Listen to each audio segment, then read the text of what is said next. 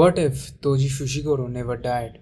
What if the sorcerer killed raised Megumi himself? What if Megumi grew up not as a Jujutsu High student but as the deadliest bounty hunter in the world? In this alternate timeline, Megumi Fushiguro doesn't fight curses to save people, he hunts sorcerers. After defeating Gojo in their first encounter, Toji doesn't die, barely alive but still breathing. He disappears from the jutsu world, but with the bounty money he earned, Toji does something no one expected. He builds his own underground mercenary group, a hidden network of curse users, weapon dealers, and information breakers. And he takes one person with him, Megumi Fushiguro, not to protect him, to shape him into a weapon. Megumi doesn't grow up in a school, he grows up in battlefields. Toji teaches him, Jutsu High never would, how to read an opponent's breathing, how to predict movements mid-fight, how to fight even when curse energies run out, and most importantly, Toji makes sure he trains him with curse tools, blades, close combat, tactical retreats, and assassination tactics. Toji also teaches him about his bloodline, about Zenin clan's 10 shadow technique and the monster hidden inside Mahoraga. Megumi grows stronger, smarter, colder, not a hero, a hunter. One day Toji gets a request through the underworld. A mysterious mastermind, Kenjaku, wants a Sakuna finger retrieved. Toji sends Megumi alone. At the time, Jujutsu High sends Maki Zenin to secure it. They meet, they fight, but the Megumi isn't the hesitant student we know. He fights with weapons, shadow, and strategy. Maki realizes something terrifying. Megumi fights just like Toji. She can't stop him. Megumi takes the finger and disappears. At the Jujutsu High, Maki reports everything. Gojo hears one name, Megumi Fushiguro, and instantly he understands there is only one person who could have trained him like that. Gojo tracks him down and finds Toji. Walking alone, they look at each other. Gojo smiles slightly. Gojo says, "Man, what an awful day." Toji says, "Yeah, for you."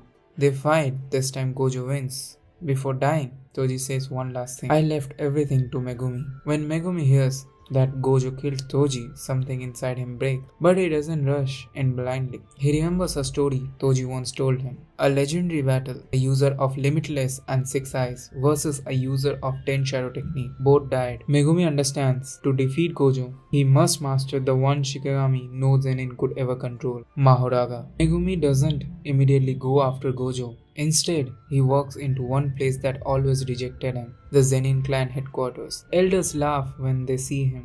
A child they once ignored, a failure who never grew up inside the walls. But this Megumi isn't a child anymore. He challenged them, not for approval, for dominance. The Zenin sorcerers attack together. Weapon, curse techniques, coordinated formation. At first, Megumi fights only using strategy. Shadow movements, weapon combat, multiple Shikigami at once. He takes down elite members one by one, just like Maki. But the elders reveal their strongest fighters, and even Megumi starts getting overwhelmed. Pleading, surrounded, pushed to the edge. And then he says one word. "With this treasure, I summon Mahoraga." Mahoraga is summoned. The ritual begins. The air changes. The ground cracks, and the divine General Mahoraga emerges. But Mahoraga doesn't obey, it attacks everyone. Zenin sorcerers fall one after another, but unable to adapt to his power. Even Megumi is forced to fight while avoiding his own Shikigami. The battlefield becomes a chaos. Mahoraga adapts, but after fighting dozens of sorcerers, it begins to slow. This is the moment Megumi was waiting for. Instead of trying to kill it, Megumi expands his shadow, a massive abyss-like dark spread across the ground. Mahoraga charges, and Megumi lets the shadow swallow it whole.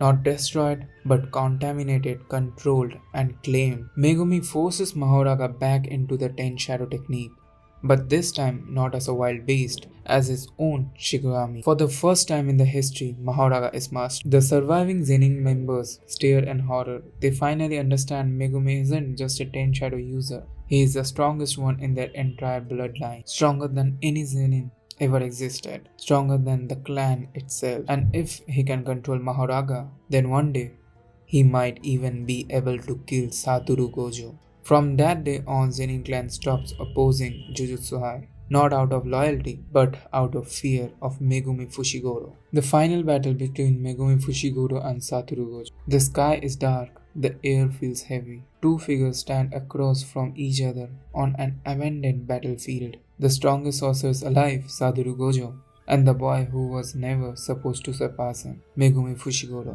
Gojo looked at Megumi's eyes. The shadow behind him felt deeper. Gojo smiled. So, you finally mastered it, huh? Megumi doesn't respond.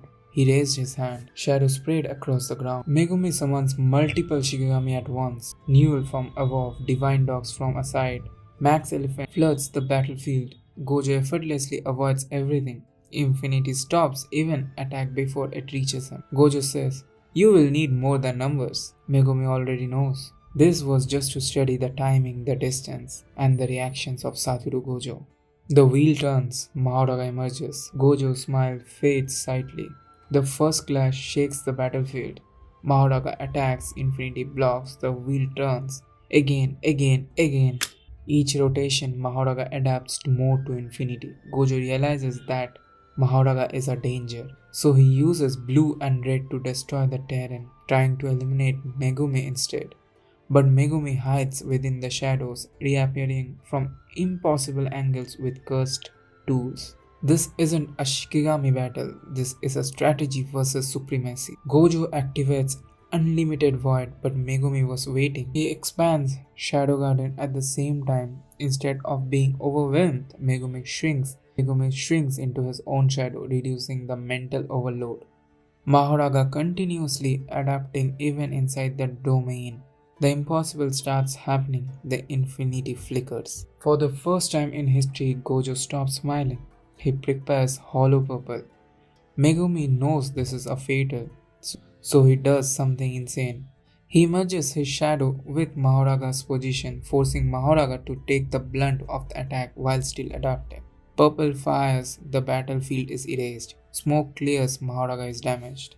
But the wheel turns again. It is now adapted to imaginary mass attacks. Even Gojo was shocked. Megumi emerges, injured but standing. Mahoraga's blade finally touches Gojo, and the infinity fails to split. And infinity fails for a split second. A cut appears across the strongest sorcerer's body. The unthinkable has happened.